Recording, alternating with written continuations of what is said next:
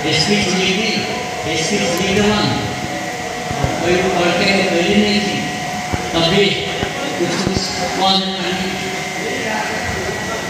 कलैया उपमा नगरपालिका का उपप्रमुख ज्यू, प्रमुख प्रशासकीय अधिकारी ज्यू, वार्डाध्यक्षज्यूहरू, कार्यपालिका सदस्यहरू, नगरसभाका सम्पूर्ण सदस्यज्यूहरू, कर्मचारी मित्रहरू, शिक्षकहरू, पत्रकार बन्धुहरू र सुरक्षा कर्मी साथीहरूमा मेरो सर्वप्रथम यो गरिमामय नगरसभाको बजेट वक्तव्य नीतिका कार्यक्रममा स्वागत गर्दछु। योभन्दा पहिला मैले आज धेरै खुसी छु किनभने मेरा महिला साथीहरूले सोधे, आउने बित्तिकै मैले सोधे किन सिग्नेचर भएको छैन। उहाँहरूको कुरा आयो, मेयर साहबसँग टक गर्छु मात्र हामी सिग्नेचर गर्ने भनेर सोधियो। अब अहिले बुद्धिजीवीमा पढे लेखेकोमा हाम्रो आर्यजीसँग मैले टक गरेँ, ल तपाईँ तुरन्त यो नगर परिषदमा मेरो चाहना कुनै पनि किसिमको वाद विवाद, कुनै किसिमको झन्झट नहोस् भनेर म किन समाधान नगर्ने भनेर सोधौँ। एकछिनको लागि म बाहिर लिएर गएँ। उहाँले मानै थिएन। मान के थियो भने 3 वर्ष हाम्रो कार्यकाल सिद्धियो, अब को आउने को नआउने, हामी भ्रमणको लागि लगायत छौँ, भ्रमण हामी किन गएनौँ र वार्डका मित्रहरू भ्रमणमा जानुभयो। साथीहरू जे भनौँ यो भ्रमण उहाँको पनि 3 वर्षदेखिको हाम्रो इच्छा थियो सबैलाई लिएर जाउँ। यो नगर परिषद पछि जाउँ भनेर कुरा आयो। नगर परिषद पछि भइदिएको भए सबैले समेटेर लगिन्थ्यो, तर बजेट नेपाल सरकारले जुन 8 लाख रुपियाँको बजेट दिएको थियो त्यो फ्रिज हुन्थ्यो, परिषद पछि फ्रिज हुन्थ्यो, त्यो मिल्दैन भनेर हाकिम साहबको रिक्वेस्ट अनुसार हामीले प्रोग्राम बनायौँ।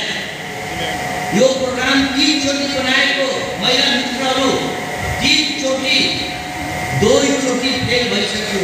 किन फेल भइसक्यो? मेरो हातमा नमान्ने कि होइन तपाईँ जानुहोस् म नजाउँ। धेरै वार्डहरू प्रोग्राम चेन्ज गर्नुभयो, मेयर जाने भने हामी जान्नौँ। दोस्रो चोटि पनि त्यही कुरा भयो।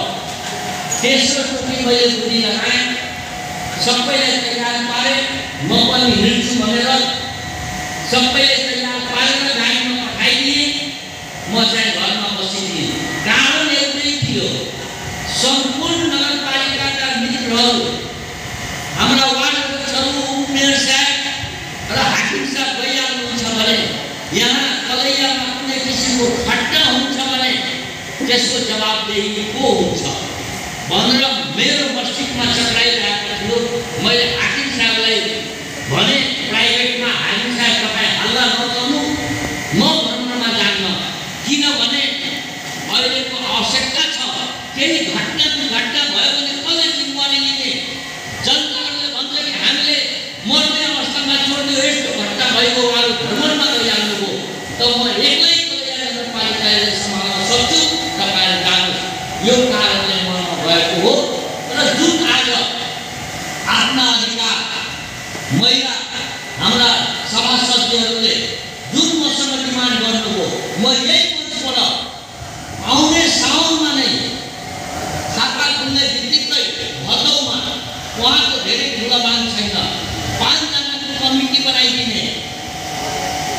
त्यसमा कमिटीमा आर्यजी अलि समझदार हुनुहुन्छ, उहाँलाई संयोजक बनाउने, 4 जना मेम्बर बनाउने, उहाँ आएर कुन कुन ठाउँमा जाने, कहिले जाने भनेर म यही देशबाट म हाकिम साहबले रिक्वेस्ट गरिरहेको छु कि यही बजेटमा अवलोकन भ्रमण अनुरोध गर्दछु। अर्को कुरा 3 किलोमिटरको बाटो मित्रहरू, 3 किलोमिटर बाटो जबसम्म बन्दैन कसैको कल्याण छैन। यो कलैया उपमहानगरपालिकामा विपक्षीहरू भनिरहन्छ यसको पालोमा हुँदैन, फल्नाको पालोमा हुँदैन। तपाईलाई म एउटा ढुक्क गराउन चाहन्छु कि यो हाम्रै पालोमा बाटो बन्छ। ठेकेदार यस्तो जीवित छ कि प्रधानमन्त्री र भौतिक प्रधानमन्त्री पनि बोलाइरहेको छन्, ठेकेदार आइरहेको छैन। भौतिक प्रधानमन्त्रीमा 3 चोटि मैले त्यहाँ गएर मैले बोलाएँ तर आएन। त्यसपछि सिडिओ साथमा गएर 2 चोटि पत्र काट्यौँ तै पनि आएन। म यो महिनाभित्रमा बेस गर्छु भनेर भरत जोशीसँग भनेको छ।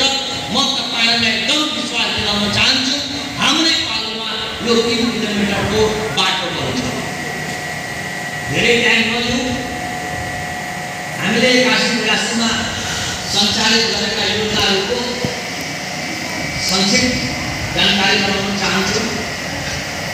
हामीले नगरसभा गृह निर्माण कार्य अन्तिम चरणमा रहेको छ। नगरसभा हाम्रो कार्यकालको एउटा ख्याति नै हुन्छ कि यति दिन 39 सालदेखि नगरपालिका स्थापना भएको बहुदल व्यवस्था भयो तर सभा गृहको स्थापना भएको थिएन। हाम्रै कार्यकालमा हाम्रै पालामा त्यो नगर गृह जुन हामीले सभा गृह बनाइरहेका छौँ यो कम ठुलो कुरो होइन। नगरपालिकाको प्रशासनिक भवन पनि अहिले हामी सम्पन्न गरिसकेका छौँ। अलिअलि काम बाँकी छ। खटिया पोखरीको पार्क निर्माणाधीन अवस्थामा रहेको छ। आगामी आगमको प्रथम चौमासिक सम्पन्न गर्ने हाम्रो लक्ष्य रहेछ। 50% स्प्रे टंकी, उन्नत आनको बिउ र गेहूँको बिउ वितरण कार्यक्रम सञ्चालन गरिएको छ। आर्थिक रूपले पिछडिएका क्षेत्र वर्गलाई खाने पानीको लागि चापाकल जडान गरिएको छ र अहिले पनि भइरहेको छ। कलैया बजारलाई आधुनिक बनाई व्यापारी र नागरिकमा सहज कारोबार गर्ने वातावरण बनाइनेछ। अहिले हाम्रो पूर्व जनप्रतिनिधिले नगर विकाससँग लोन लिएको थियो। नगर विकासको लोनको किस्ताको लागि म कहाँ अस्तिमा 4-5 दिन पहिला आएको थियो। लोन तपाईले सावा ब्याज दिएको छैन, जनप्रतिनिधि लिएको छ। अब नगरपालिकाले बाउले लोन लिइसकेपछि छोरा नाति पोताले लोन तिर्नै पर्छ। मैले उहाँलाई एउटा प्रपोजल दिए, ल म तपाईको एउटा किस्ता म 25 लाख रुपैयाँ दिन तयार छु, तर तपाईको 1 करोड 40 लाख रुपैयाँ रहेको छ। म 25 लाख रुपैयाँ यही मसान्तमा असारमा म तपाईको पे गर्छु, तर तपाईले मलाई वचन दिनुपर्छ कि कलैया बजारलाई 3 करोड रुपैयाँ सौन्दर्य गर्नको लागि तपाईले दियो भने म 25 लाख रुपैयाँ दिन्छु। बजार मैले उहाँलाई हेराएँ, मैले आफ्नो डाटा, आफ्नो प्रपोजल, आफ्नो आइडिया बताएँ र तपाईको 1 करोड 25 लाख 15 लाख जुन बाँकी छ त्यो पनि 6 महिनामा म क्लियर गर्छु। कसरी क्लियर गर्नुहुन्छ भनेर उहाँलाई बताएँ। मैले उहाँलाई बजारमा लिएर यो घर म दुधले बनाउँछु, यो टेन्डर मेरो 70 लाख रुपैयाँमा आउँछ, त्यसपछि तेस्रो बनाउँछु मेरो 40 लाख रुपैयाँ आउँछ। 40 लाख र 70 लाख 1 करोड 10 लाख रुपैयाँ म तपाईको यही चुक्ता गर्छु र यो भवन जुन यताको मन्दिरको भवन 3 तले बनाउँछु त्यो मेरो बेनिफिट हुन्छ, मेरो लोन पनि सिद्धिन्छ र मेरो घर पनि मेरो व्यवसाय पनि बढ्छ। मेरो कुरामा धेरै प्रभावित हुनुभयो, मसँग सम्झौता गर्नुभयो। म अहिले यो नगर परिषद सिधाएर 25 लाख रुपैयाँको चेक लिएर काठमाडौँ नगर विकास गरिरहेको छु। बजार व्यवस्थापन, बजार सञ्चालन गर्नको लागि 3 करोड रुपैयाँ उहाँले दिँदै हुनुहुन्छ। यो म